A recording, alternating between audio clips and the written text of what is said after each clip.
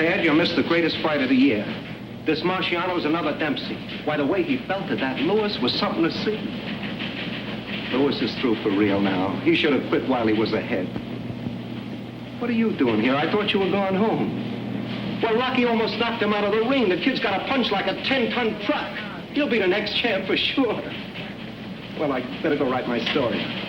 Oh. I'll write the story. But you didn't see the fight.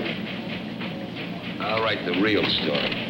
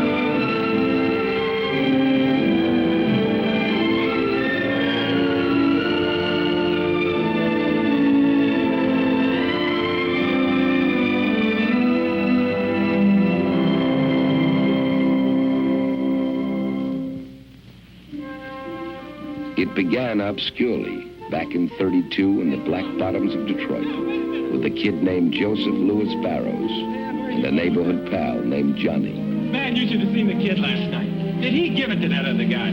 Bam! Wham! And he knocked him down. And the other guy was out. Wait, Joe, let me show you how he did it. He came out up on his toes like this and flicked him with the left. And then he threw a right and then a hook. And the other guy threw a right cross and missed the kid, and the kid hardly moves off stride.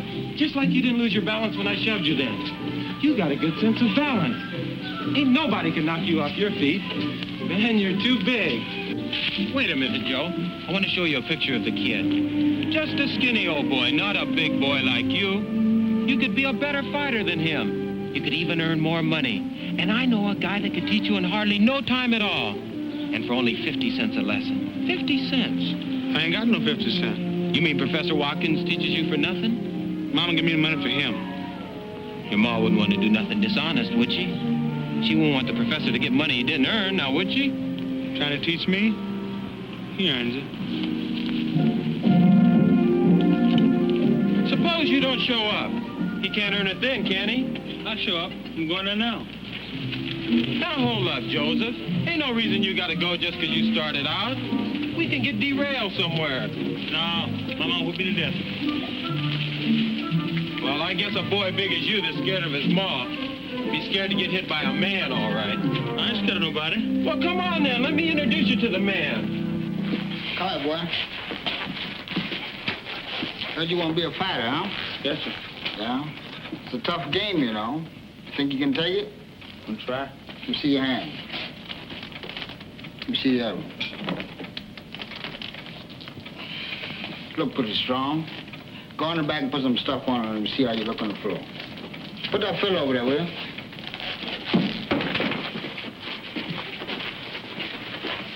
Snap that jab. Snap that jab. Put your hand all the way down. Okay. Put your hand out. Let me see how you... Not like that. Like this. Bend over a little bit. Just like that. See? Now, jab in this hand. No, not like this. This way. Hold your hand out. Let me show you. See?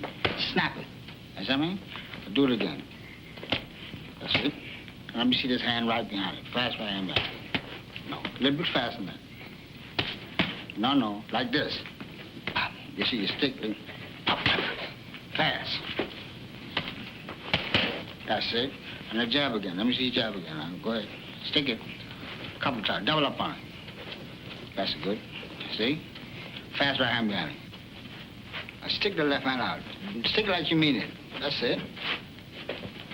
Stick a couple times. Fast right hand. Let's go. That's it. Nice. Stick again. See if you can bring that hook back after that right hand. That's it.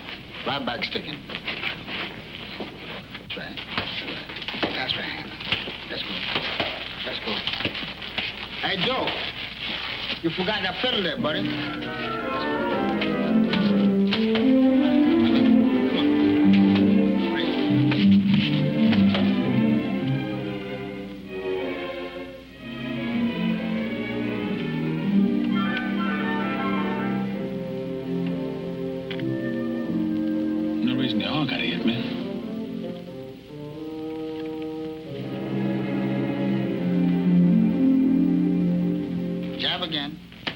Next time he jab, now you count with the right hand. Jab him again. As you see now, you got to hit with that right hand. Now you drop the left hand. You got to bring it up a little higher. See, now I see you jab again. Go ahead, jab. No. You got to wait till after you jab. Then you counter with the punch. So you can't muff the punch right in midair. Now jab him again, Joe. No. See how you do? Like this. Can't you do like this? And bring it right back here. He can't hit you over this as long as you got this hand like this. Now jab again. Hi, Mom. You and I have a business conference to hold. Joseph, these are hard times, you know that. You know what it means to pay 50 cents a lesson for violin lessons. You know how hard it was for you to get that job at the factory. Well, for 6 weeks now, you've been coming home with a black eye, a cut lip, or a puffed up hand. And today, Professor Watkins comes to tell me that you haven't been to him in all that time. And now we find your name in the newspaper as a prize fighter. Semi-finals Friday night. Joseph Louis Barrow. Fair prospect. Well, Joseph. Mom, I didn't steal the money, Mom. I used it for a business, Mom, and I'll pay it all back. But I'm learning something. I'm learning something that'll make us all rich. You'd be proud of me, Mom. You mean you have to learn to be a fighter? Yes. Where are you learning? In the gymnasium. I got promoted out of beginner's class in just 2 weeks. Why, Shorter Lennon is training me himself. He says I'm his prize pupil. Are you sure in your heart this is what you want to do, son? I know it's the thing I can do best. You must promise me that now that you're in this thing, you'll give it all your thought and strength. If you're going to do it, you've got to do it right. I'll do it, Mom. And I'll get that tune. I'll make you proud of me, Mom. I'll do all the things for you, for the family, for everything. Or maybe that's when it really started with Joe's mother on the porch, when she said, okay.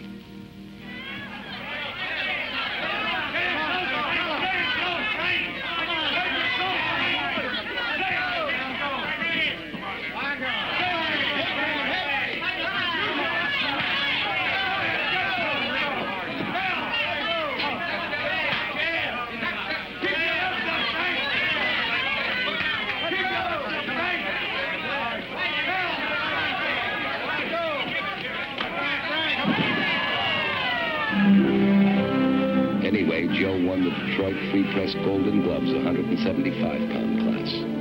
They gave him a trophy and sent him along to Chicago for the Tribune's glove finals. He was carrying a cardboard suitcase, one change of clothes, and the family Bible.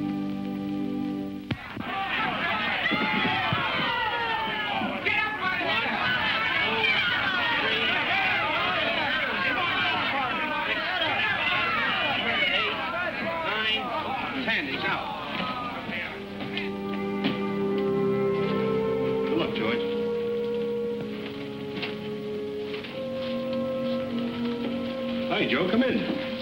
Hi, Arthur. How you feeling? I'm fine. How do you feel? I can still feel those left hooks in the body. I guess they weren't hard enough. Well, I got lucky tonight, but you'll do better next time. There's not going to be a next time for me, Joe. What you mean? No more fighting with my hands for me. I'm going into a different kind of fight game. I take my state bar exam next month. Joe, I'm going to be a lawyer. You kidding? What do you want to do in life, Joe? Well, Arthur, I'd like to be the best fighter in the world. You keep hitting as hard as you did tonight. You'll make it.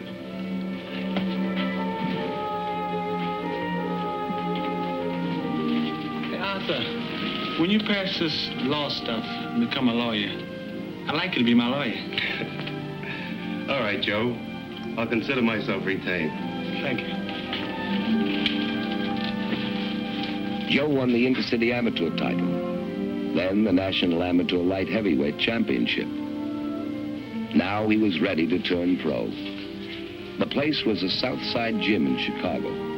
The year was 1934. His trainer, Jack Blackburn, pound for pound, one of the greatest fighters who ever lived. Blackburn?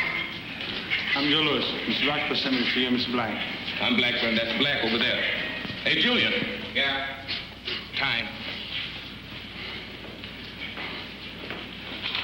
Mr. Black, Joe Lewis. Well, hello. We've been expecting you. Come with me. Hey, Joe. You been carrying that bag in the same hand all the time? Yes, Mr. Blackburn. Come back here.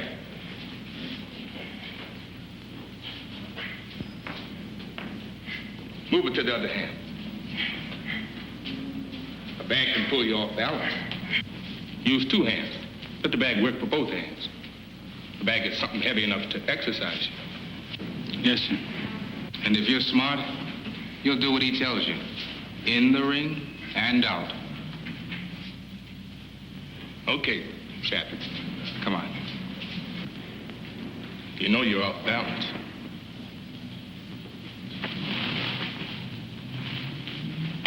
Keep that right foot back of the left. All the time. See? If I can't push you off balance, it's harder to knock you off balance. Remember that. Balance. The secret of a great fighter. Balance. Yes, sir. Balance.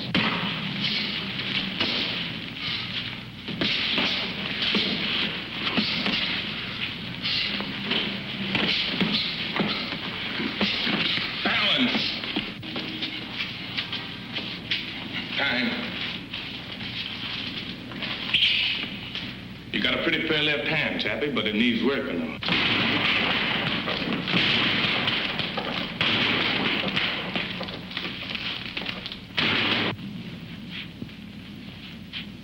Now you try. In.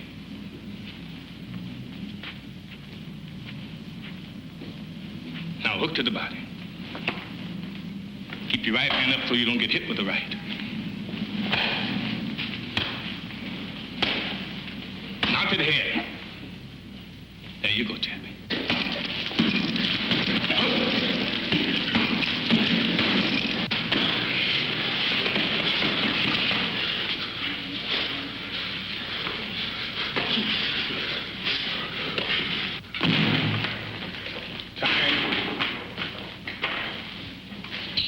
Got a pretty good left hand, Chappie.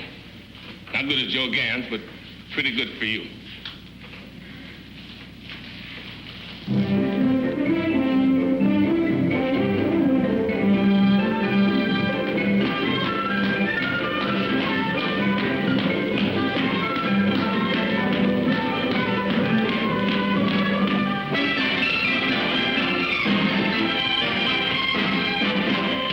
Okay, Chappie. You got a real sharp left now. Still not as good as Joe Gans. What could Joe Gans do so great? What could he do? Now, Joe Gans could catch flies in the air with his left hand. That's what Joe Gans could do.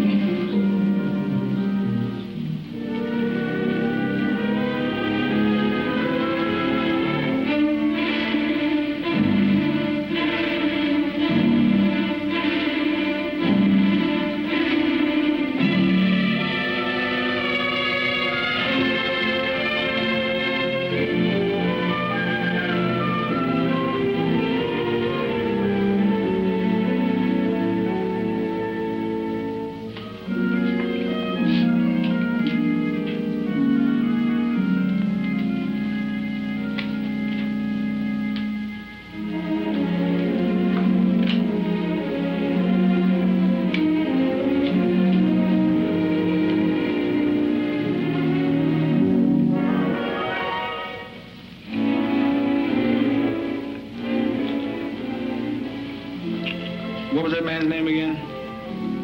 You and him's the only one that could do that, Chappie. You satisfied, Mr. Blackburn? Now, you call me Chappie. Chappie. Okay. Chappie.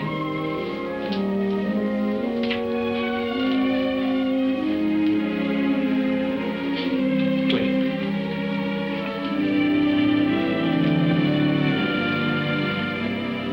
Joe came home to Detroit 8 months and 16 KOs later. That night, 2 men from New York also came to Detroit, Jimmy Johnston and Mike Jacobs. They both wanted to sign Joe. They found him in the Frog Club, and so did I. Hello, Mr. Jacobs. Pat McGeehan, glad to see you. Joe Lewis. Is he going with you or Johnson in the garden? That's what I came to find out. Come on over to my table. We'll get the answer together.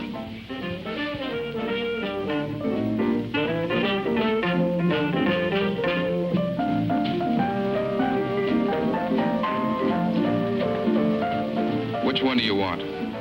Jacobs or Johnston?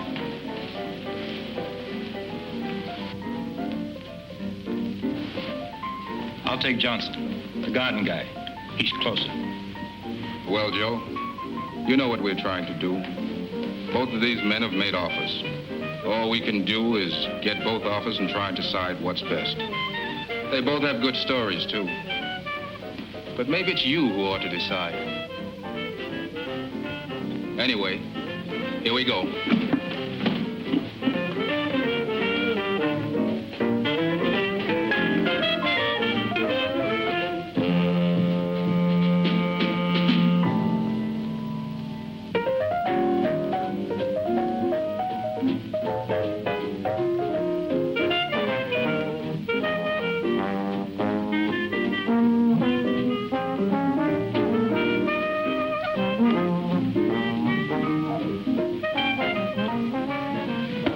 Johnson says he'll open Madison Square Garden to us, but he makes a condition.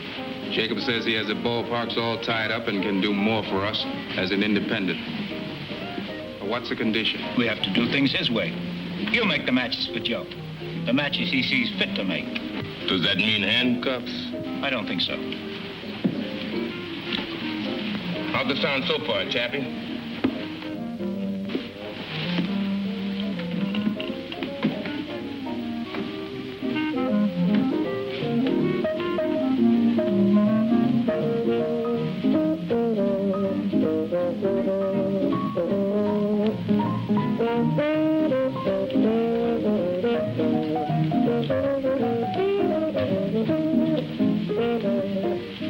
Hello, Joe.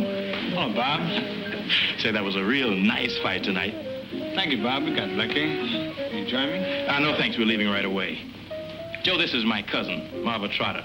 Marva, this is the Joe Lewis. I'm happy to meet you, Mr. Lewis. We've heard such wonderful things about you. Thank you. Are you the Detroit girl? No, I live in Chicago. I'm just here for a visit. Where about in Chicago? I'm in the book.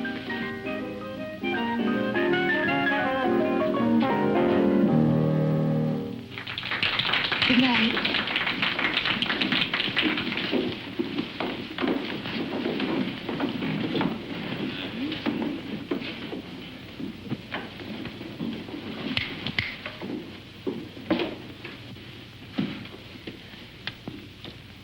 Johnson says he'll make us $1 million.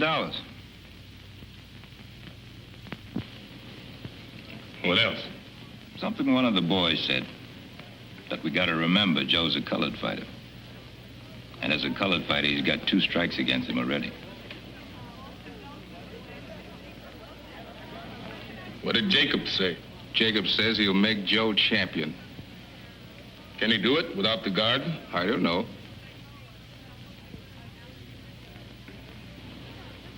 Well, which one do we go with, Chappie? We'll go with the man that'll make us champion. Chappie. Joe, meet Mr. Jacobs. We're with you, Mr. Jacobs, all the way. You made a good choice, Joe. Tad McGeehan, newspaper man. Nice guy. How are you? Fine, Tad.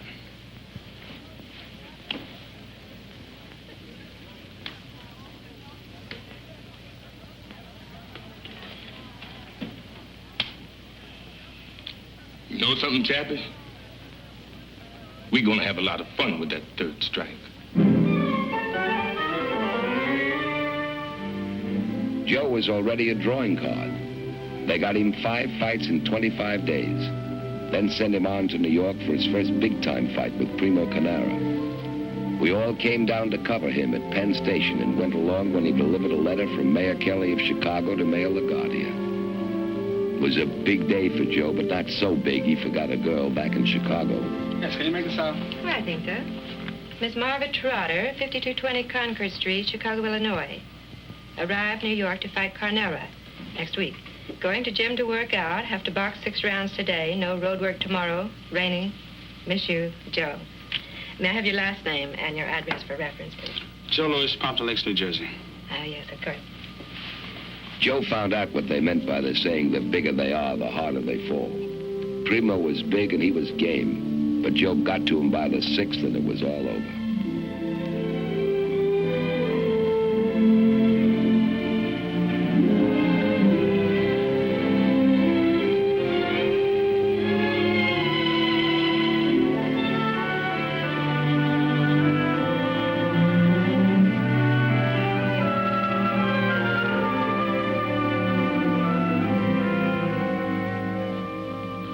Marva, now you listen to me. Don't say a word till I'm finished. Now, we've been going out together now for quite a bit. And it's about time you know how I feel about you. A man can't always live in training camps and hotels. He's got to get out and meet other people. Not fighting people. People like you. I love you and I want to marry you. Now, if you don't love me, you tell me so. Do you love me?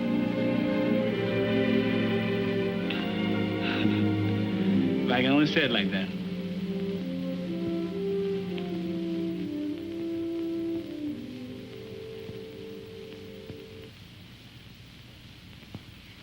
Congratulations. Congratulations. Yes. You're going to be very happy. Long and happy life.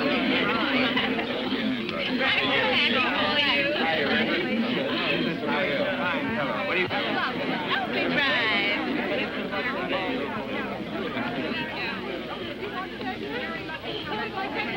I know. You're leaving to fight Max Baer.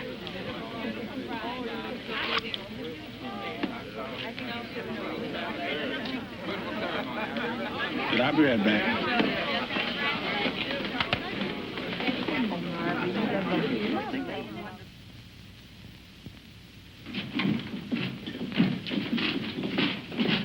Mr. Black, what did he weigh? 196. Hey, Joe, did you read where Dempsey will be in Bear's Corner? Mm-hmm. Well, will Dempsey being in Bear's Corner bother you? Can Dempsey hit me from there? No. Then he won't bother me. Main event, 15 rounds, principals, presenting sensational Californian and former world heavyweight champion, Max Baer.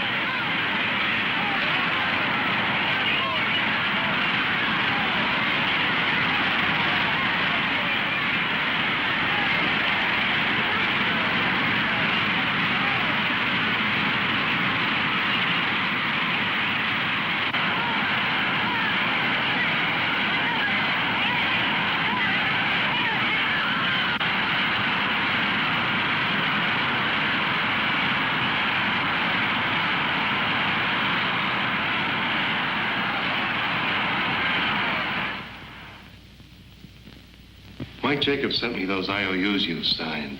What on earth did you need with all that money? Some fellas in Detroit. We got a business. Do you mean a business project? Yeah, that's the word. Several million people live in Detroit. Sometimes I think every one of them has borrowed money from you, Joe. I told you, it's a business project.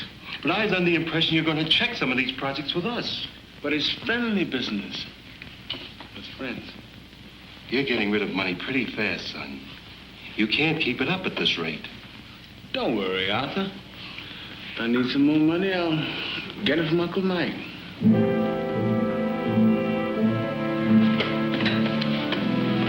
Maybe Joe was feeling too good by now, too cocky. 26 starts and 26 wins. Maybe you couldn't blame him, a boy who'd wrapped oranges for $1 a day. Hi, Tad. Hi, Joe. Hi, Chappie. Be with you in a minute. No worry. Where you going? I'm going with Mr. McGeehan to play golf. If you don't watch out, that old son's gonna boil the strength right out of you. You're losing weight too fast now. I like golf. Come on, Tad. We can call the game off if it's bad for him, Chappie. Come on, Tad.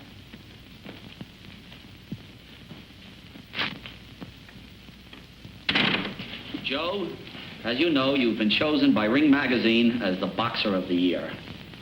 You've been selected not only because of your accomplishments inside the ring, but also because of the fine sportsmanship and conduct you've displayed at all times.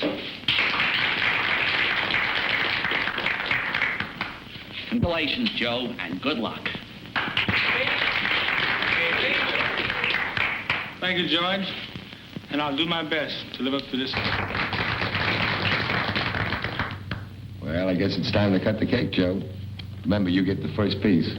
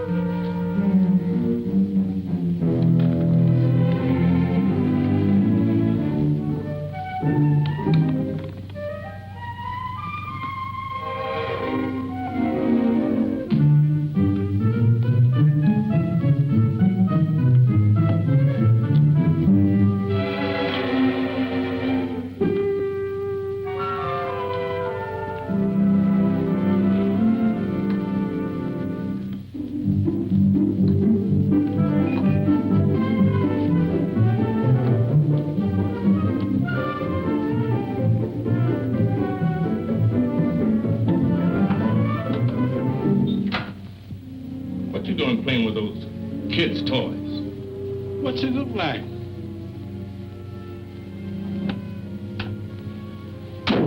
Why ain't you in bed resting like you should? Feel too good to rest, Chappie. You fighting Schmeling tonight. You'll be there. You ain't never fought no real first-class counterpuncher before. It's always first time. Drop that club and get into that bed.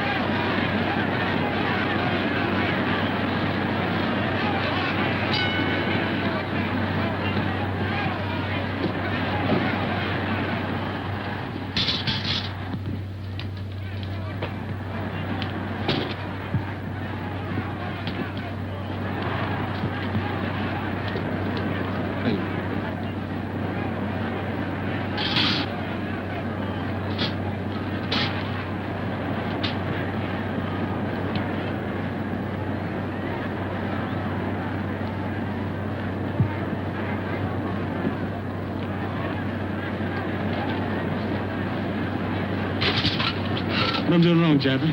You already done.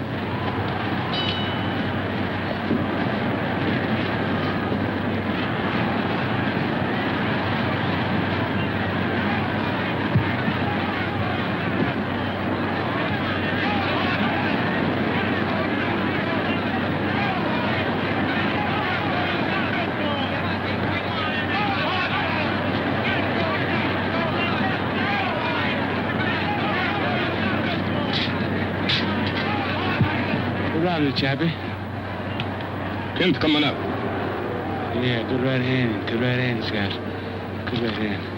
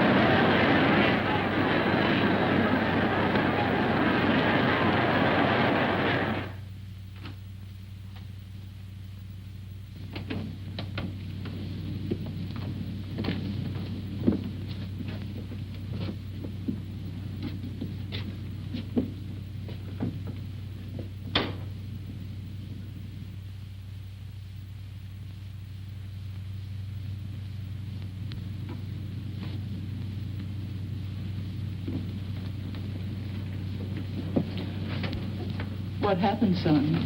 He beat me, Mom. Did you do your best? I didn't do my best before the fight.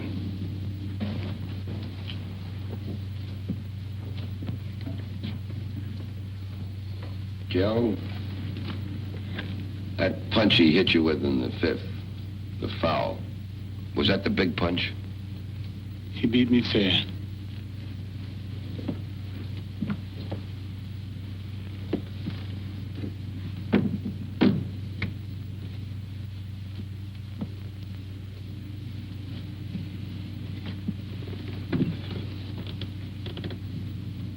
There was a lot of trouble in Harlem tonight.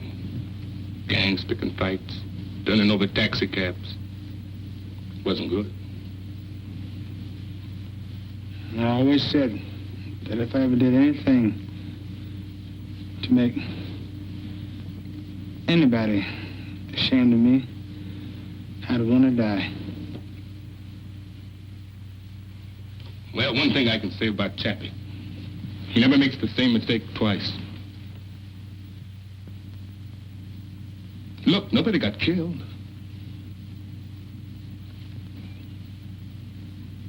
We just got to sit back a little, that's all. What we got to do now is start afresh. Make up for that time we just lost. So you all got set back a little. Now you got to make up for lost time. Lost time. You don't know the meaning of the word. Look at him. Nobody got killed, you say. How do you know? Were you in the ring? Was it your face on the floor? Joe was my husband. He belongs to me. He's not going to end up like everybody else. Cut and bruised. Mom. Just a few more easy fights, that's what you said. An old fighter like Schmeling. Joe, can't you see what's happening? Honey, I've got to make it good to the people that counted on me. Counted on you? Counted on the money they make on you. What about me? What about us? Who's counting on that? Where do we stand? What about our future, Joe? Now, this isn't the time to talk about that. What better time than now? Look at yourself. What'll these people mean to you when all this is over? And what'll you mean to them? Why don't you leave him alone? Better still, why don't you leave us alone? How much of him do you want? Joe, we're losing something. Whatever it was we had, we're losing it. I don't know if we ever had it. It isn't just a spite. It's us. Please, dear, take me home. And now for the headlines in sports. Max Schmeling, the former heavyweight champion, arrived here late this afternoon on the Zeppelin Hindenburg. The German boxer who knocked out Joe Louis last June informed reporters that German track and field stars in the recent Olympics all told him that they had been inspired to greater efforts by his victory over Louis. Schmeling said, quote, "The Fuhrer's heartiest best wishes accompany me to America," unquote. The former champion also said that I offered Schmeling $300,000 for a return fight, and he refused it. Of course, he'll only fight Braddock for the championship. So let him. You'll only have to fight me afterwards. But the thing is, Joe, we don't believe that he'll hold still long enough for another shot. He's got to. It's only fair. Joe, it's not a question of being fair. Schmeling can't take a chance on losing to you. Hitler couldn't go for that.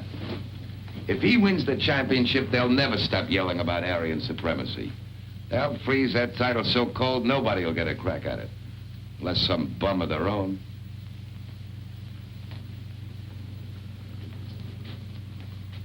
There's got to be a way. I've got to have one more chance at him.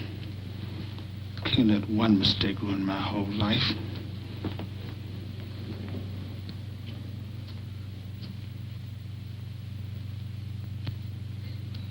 I won't let my people down.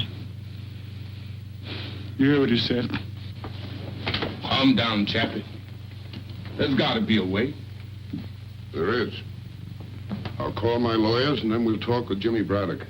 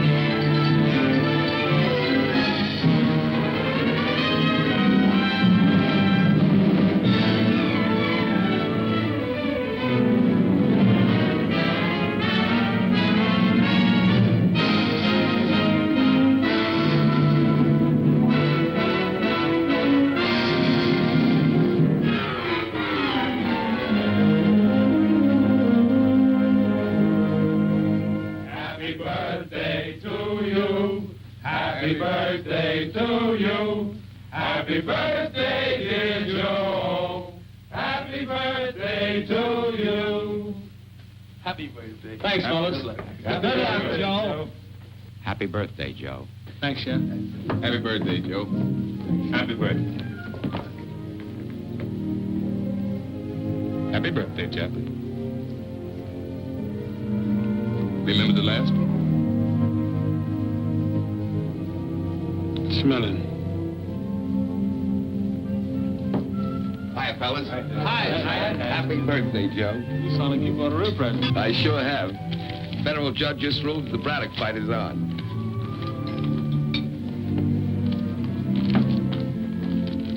Dig right in, Chappie. Every trainer don't start until tomorrow.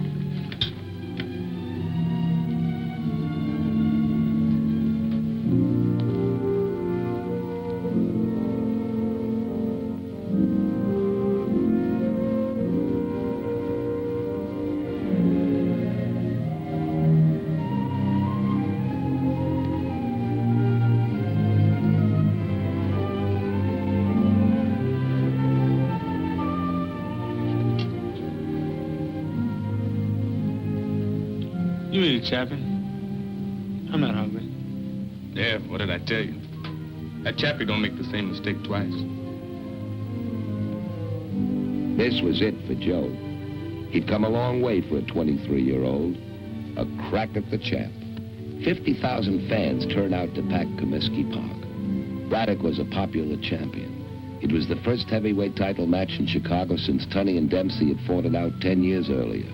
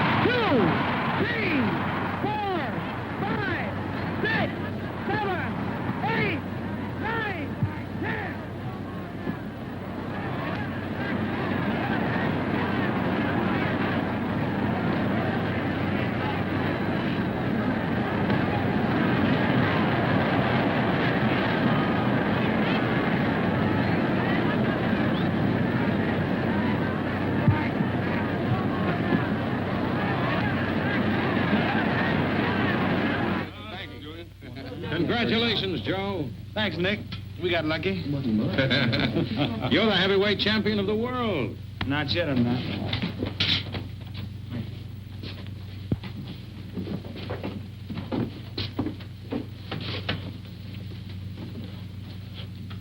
What'd you mean? None till I beat Schmeling.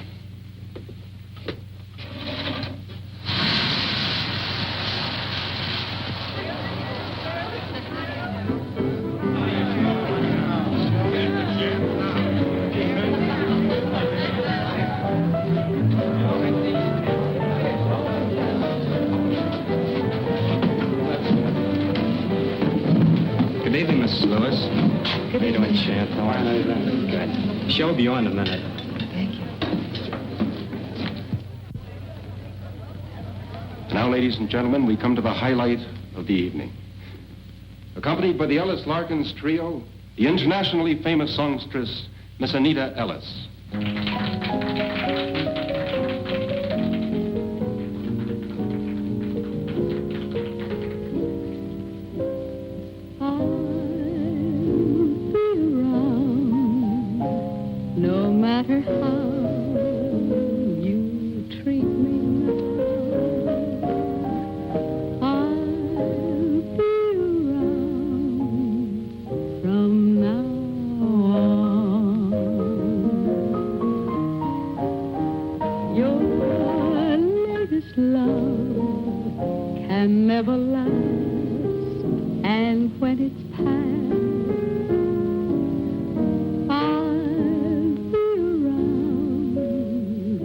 She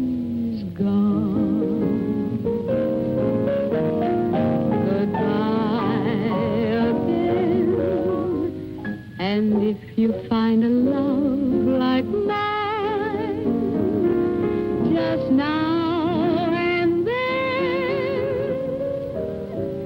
Drop a line to say you're feeling fine.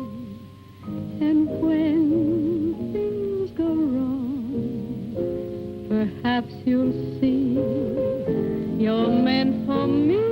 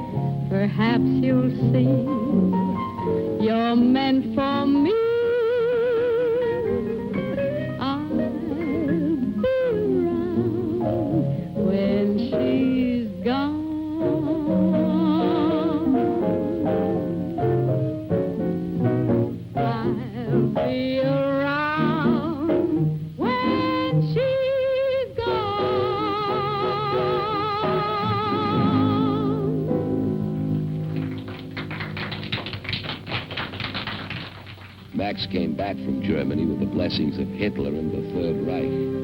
He figured on finishing Joe no later than the 5th round. And so that's what's got me worried. And that's why I want to hire Mannie Seamon to help me with him. Trouble is, I'm like a school teacher with Joe. I'm always after him. I need somebody to suit him down. This time, Chappie don't need no discipline. Okay. Let's have a talk with Seamon. Ask him in.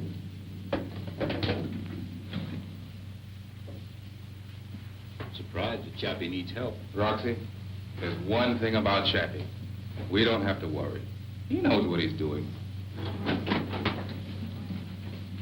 Mr. Roxburgh, Mr. Black, Mr. Mannie Seamon. How do you do? Nice to know you. Have a seat, please.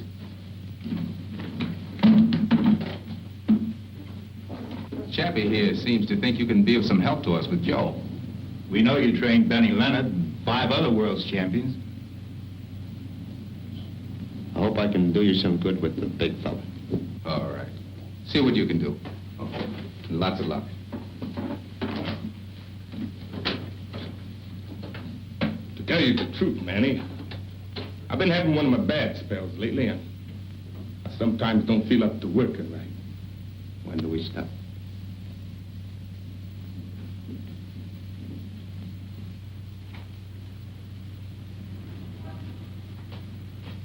I don't know if I told you I got a box.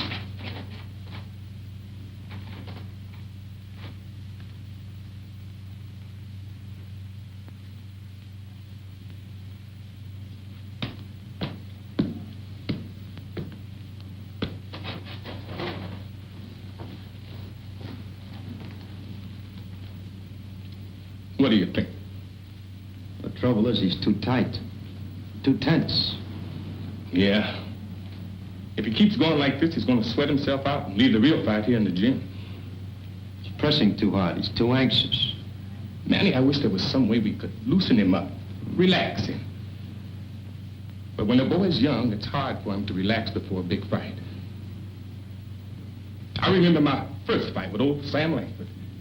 I was training hard. Sam Langford. Maybe that's our answer. Old Sam. There you go, Mannie.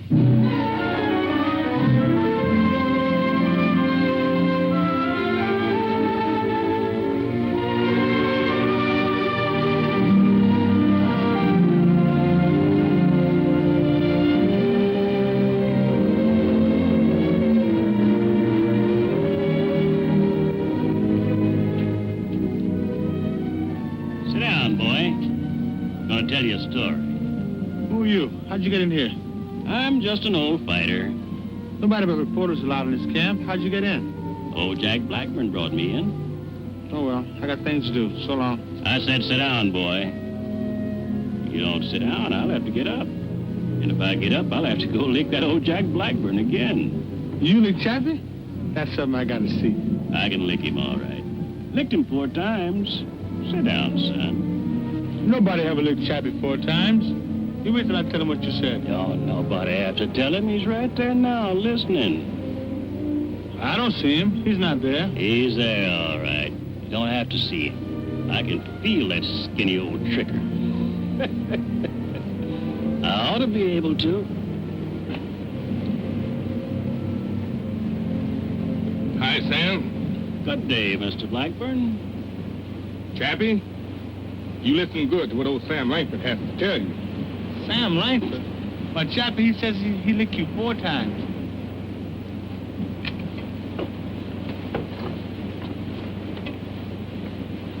Sam, you know you never licked me. 4 times you tried it, and 4 times it was a draw. Now, 3 of those times You know I licked you, Chappie, 4 times. Don't go lying to this young boy, Chappie. Sam, you know you never really licked me. No? You want me to get up and lick you again? I say good day to you. There you go, Chappie.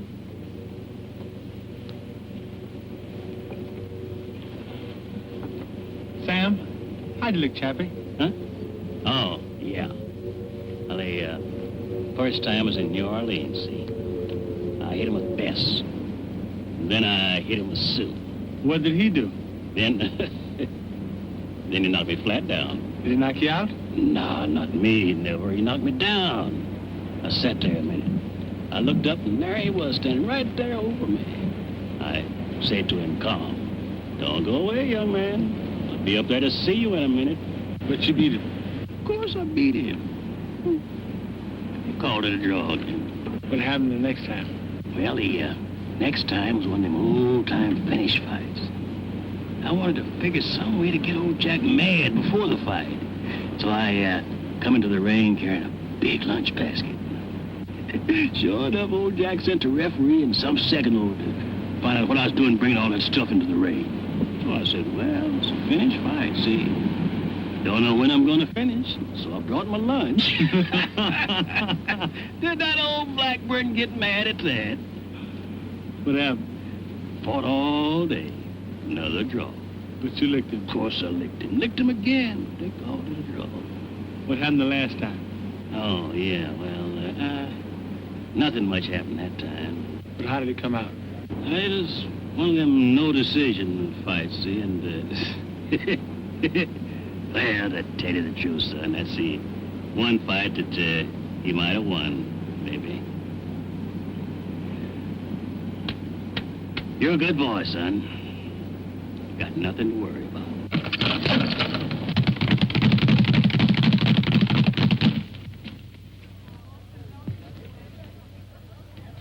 He let it had a left. It was sharp. It was hard. Go right to the mark. Chappie could tell you. That boy could hit with that right. Hi, fellas. Hi, Dad. I just came from Schmeling's camp at Nepodak. He gave me quite a statement. Sit down, Terry. Have some coffee. Yes, I had a very interesting conversation with him. Yeah? Tell you what he said. He said, having beaten you once, you'll have an inferiority complex that you'll never be able to shake off. You gonna see him again? Yeah, I'll be seeing him.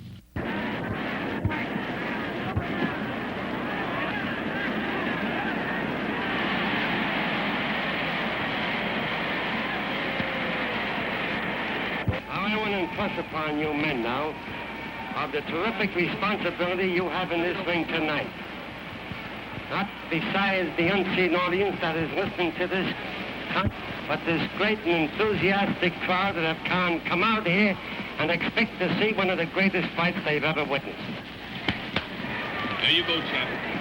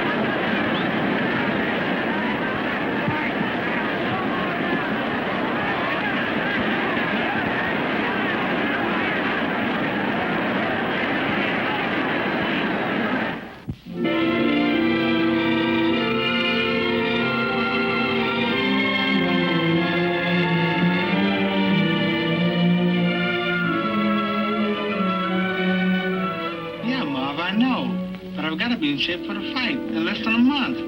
I can't come home now, honey. But it won't be long, I promise you. Well, why can't I come up to the training camp with you? No, honey, Chappie wouldn't stand for that.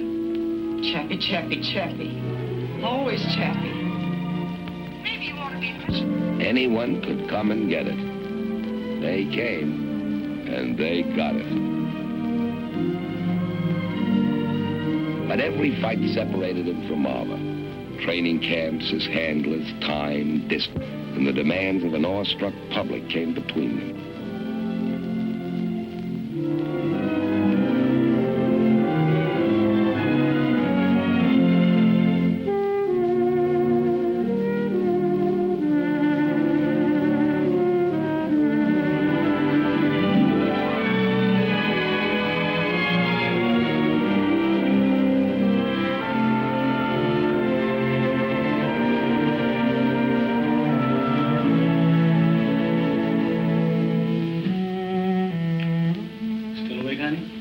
Since 4 hours ago, when you were coming back to take me to dinner.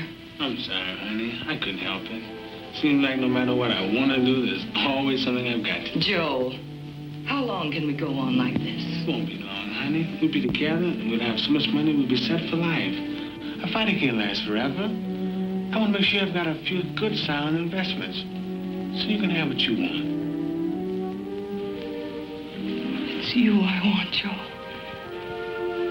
None of the other things mean anything without you. I'm afraid of what's happening to us. Joe, I've had plenty of time to think. Nights like tonight, days when you're gone. I know what it takes to do what you're doing. It's not easy, and I'm proud of you. But I want to be with you. Miss you so much at times. Getting to feel it's a kind of weakness to want you.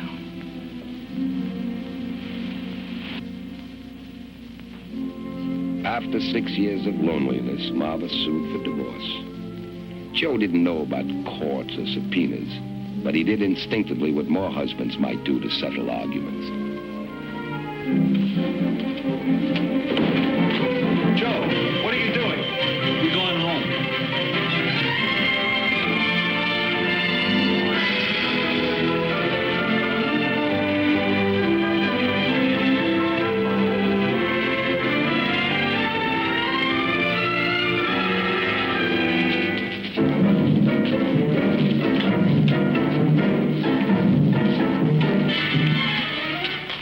Mannie. Jack, you better take Chappie up in there tonight. What's that? That old arthritis working on me again.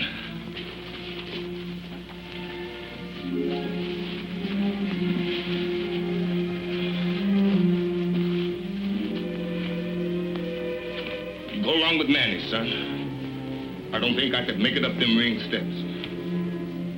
Come on, Chappie. Make your promise. You'll only have to walk up those steps once. Okay, we go.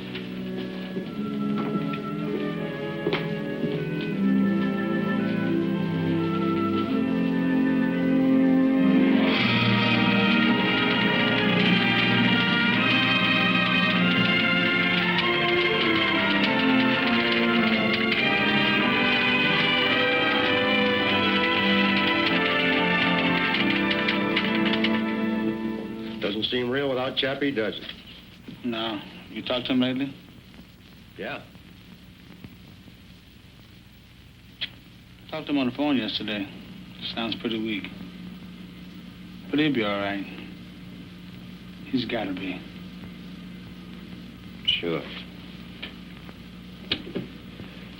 Well, might as well get set. Congratulations, Joe. It was a great fight. How do you feel?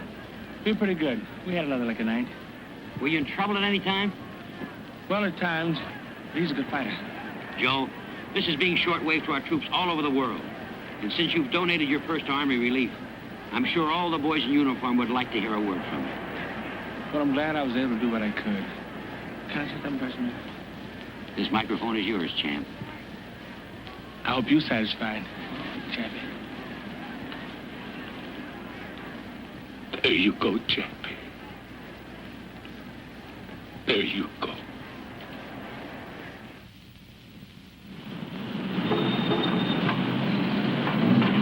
In 42, Joe left Uncle Mike and signed with Uncle Sam for $21 a month. And he made a new kind of appearance at Madison Square Garden.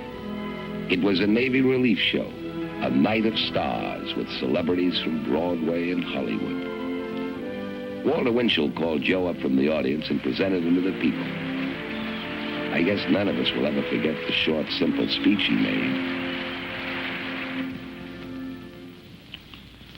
I'm only doing what any red-blooded American would do. We are going to do our part, and we will win. Because we're on God's side.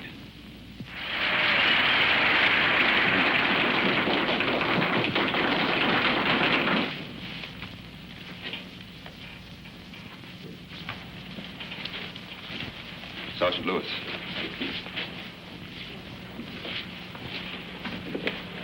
Joe, I've got bad news.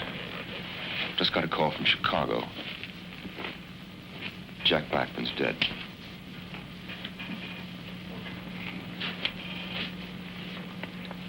Chappie?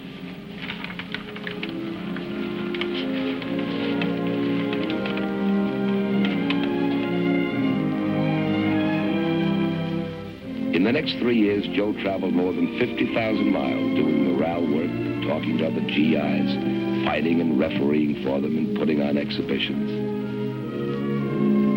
He covered the 48 states, England, France, Italy, Alaska, and the Aleutians.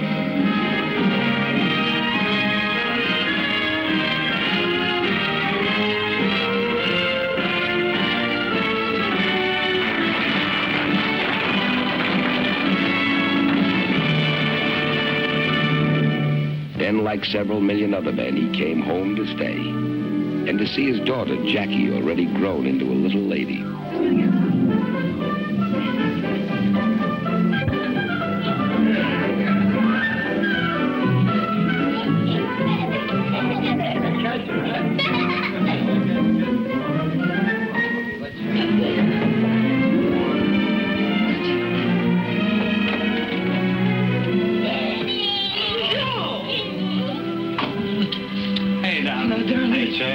Hi, Mannie. Good to see you. We loved your letter. Did you have a good trip? Oh, wonderful. You love Daddy? How much? Put him in my house. You're pretty, Mannie.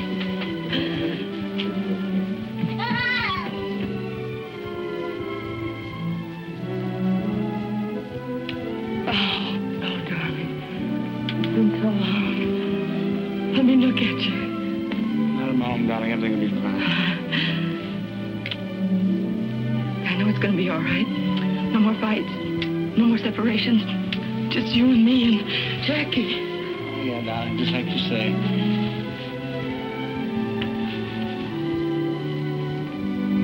I'll give it to me straight. Without all the big legal words. How do I stand in the money department? The story is, Joe, that most of the money is gone. You'll never be in want, of course. There'll always be enough for you and your children. But the big money is gone with the big years.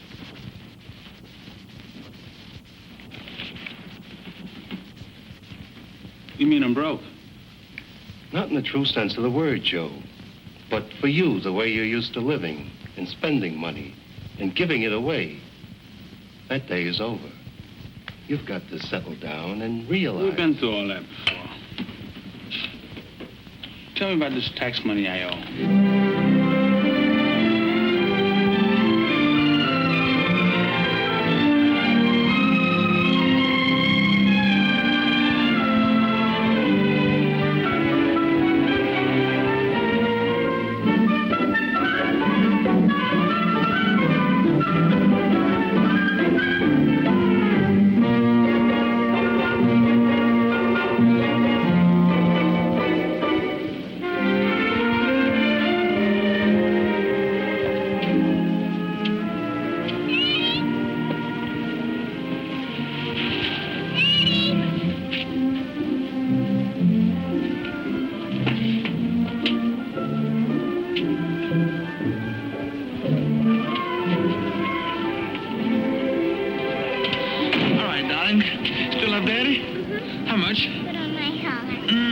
you, Mannie.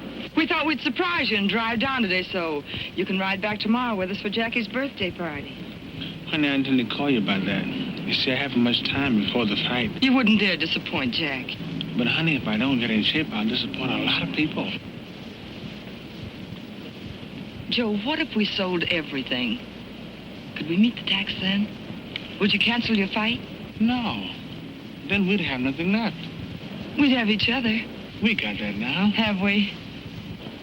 Joe, I don't understand you anymore. It isn't just me. You have a daughter now. She'll never be 3 years old again. But, honey, I can't break train to come to a party with a bunch of kids. But this is your daughter. But I'm a fighter. You're a father, too. Well, let's go, Joe.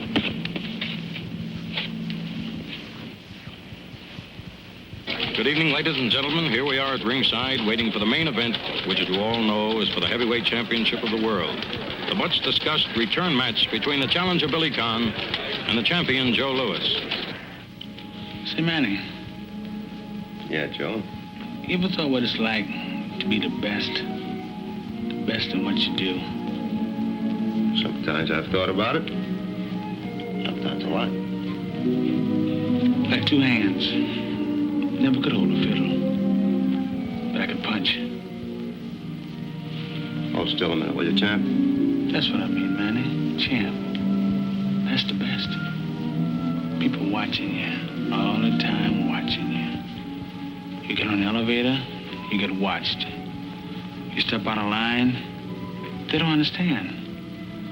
Not when you're the best, they don't. Too many people counting on you. Been the best a long time, Joe. Yeah. A long time doing the things you sometimes don't want to do. And then again, not being able to do the things you do want to do. Like neglecting your wife. Because she can have part in the work that makes you the best. Like thinking out everything you say before you say it. So nobody can call you big-headed. You've been doing it a long time now, Joe. And no complaints. So long, now it's all on my mind. Names, places I've been, people I've been with. Go on, Joe. Talk it out. That's it, Mannie, I can. You and Chappie are the only one I ever said this, mister, outside of Marva. There's something I got inside, something I can't let out about. Now, look, son. You've been away a long time. You get a chance to look at things from the outside. You can't always put the pieces together right away. But you're back, champ. You're back to stay. Then there's that other thing all the time. What other thing? The stuff about 2 strikes. That makes it even tougher, Mannie, to be the best. Because if I make one bad move, it doesn't only hurt me. It hurt lots of people. You're a big man, Joe. I keep thinking I used up my 3 strikes by now. Yeah, I know. Chappie told me about that a long, long time ago. There's one thing you never heard him tell. He told me. Chappie told you some secret? He said he figured the way you acted, you earned those first 2 strikes back. That Chappie. He never allowed room for mistakes. You know, Mannie, he built me hard 2, 3 times. I guess he had good cause. How's that feel, Joe? There you go. Are you ready? Ready? He's been ready all his life.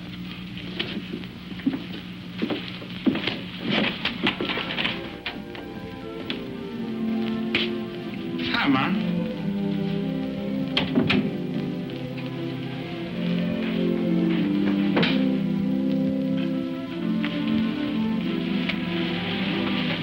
What are you doing up so late? Marva asleep? Are you all right? Sure. Let me see.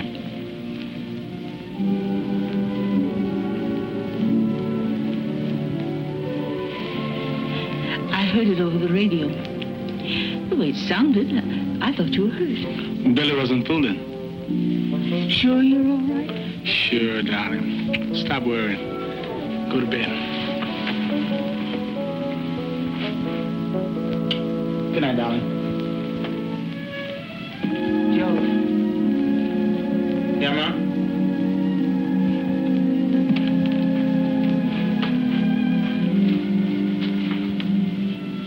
Marva isn't inside. She went out? She's gone home. To Chicago. Chicago? To get a divorce.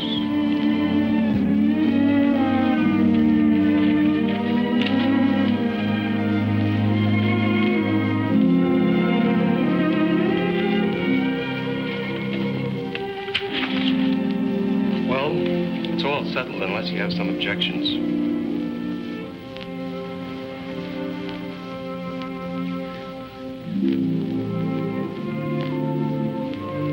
No objections.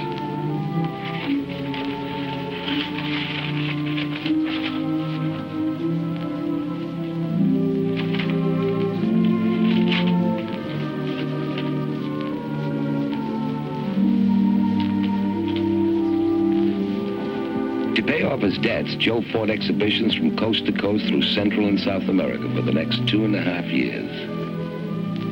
Finally, he made the announcement all his friends had been waiting to hear. Boys, I got news for you. You listen too, Arthur.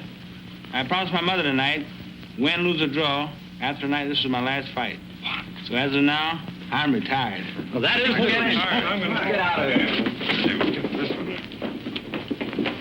Gee, Joe, you don't know how glad I am.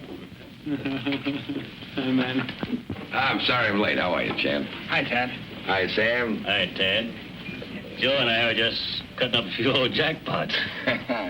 How's your golf game? Oh, still slicing it. Can't break 90. What do you want to see me about, Tad?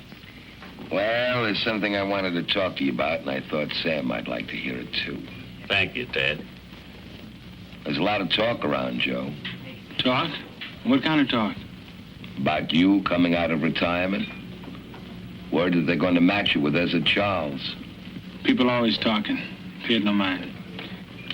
Well, I'd rather say it to you than have you read it in my column. If I don't write it, somebody else will. If you're thinking of coming back, Joe, don't do it. Maybe I got a good reason to come back. Yeah, the boys wouldn't like to see you try. I'm not worried. Why should they? Because they're your friends. And because they don't think you can win. The people want to see you stay up on top where you belong, Joe. There's lots of things you could do as the retired and undefeated champion.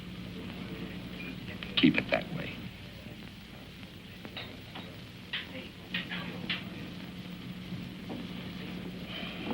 Okay. I said it. I'll have a cup of coffee, huh? You know what Chappie would say to you now? But I'm a fighter, Sam.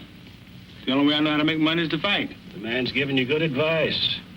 Better advice than most fighters get. Better advice than I ever got.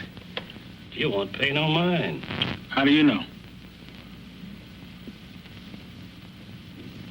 I know you, son. Sam was right. Joe tried to come back. They matched him with Ezra Charles. It was Charles all the way.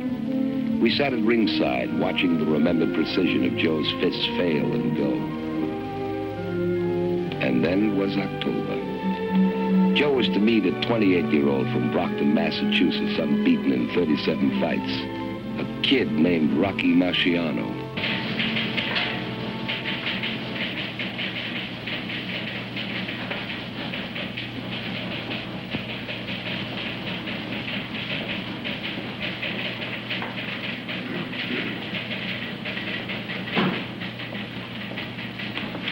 How come you assigned me to cover the fight at the Garden tonight?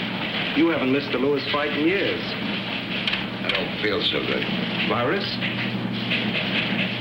After all, it's only another heavyweight fight. And this kid couldn't last 2 rounds with Lewis in his prime. Joe's past his prime.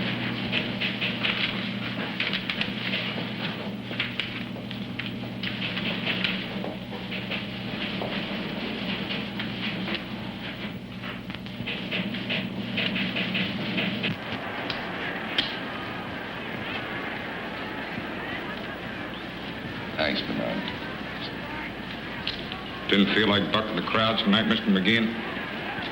I get nervous in crowds. You're a good friend of Lois, Mr. McGeehan. Is he in shape? Warm this up, will you? Yes, sir.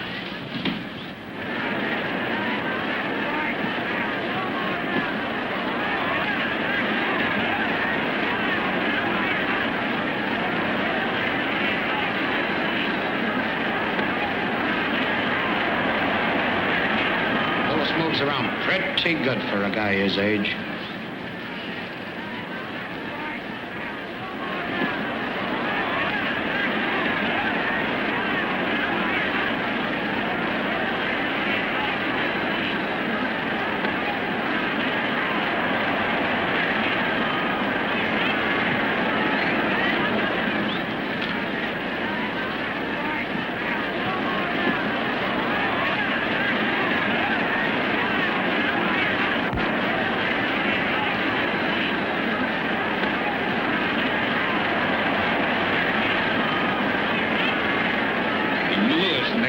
Kid with his right, you look out. Lewis got to catch him first. He looks real tired.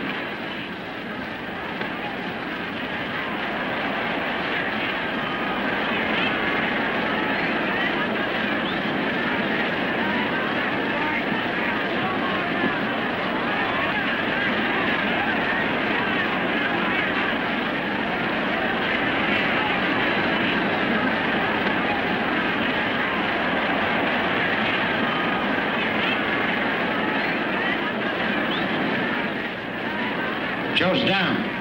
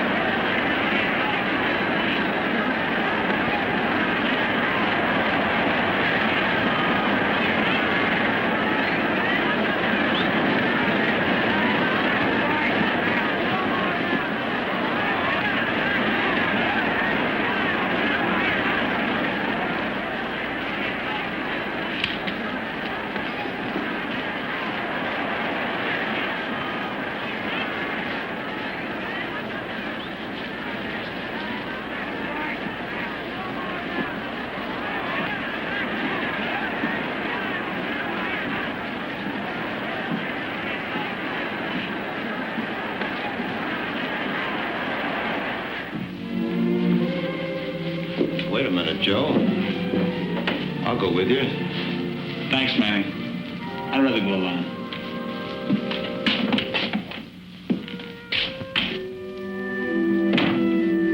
And so tonight I saw the last fight in the career of one of the greatest fighters of all time. There are none among us who will not write finis to the end of an era. Those of us who have come the full road with Joe Louis. From an open-faced cabin in an Alabama cotton patch. From the early days in Detroit. Through the years when no man but Schmeling ever stood over him for the long count. Those who watched him grow, a taciturn boy, into a manhood he made rich with his great goodwill and deep humility. Those among us who saw in his rise a bright and permanent hope for all kids who start on back streets. Those who love him, and those who know him as a credit to the human race. Joe lost his wife, lost his title, lost his money, lost his beloved Chappie. But out of it all, he found himself. And from me, who knows him better than most, I can see a beginning, not an end. And from all of us tonight, champ, good luck.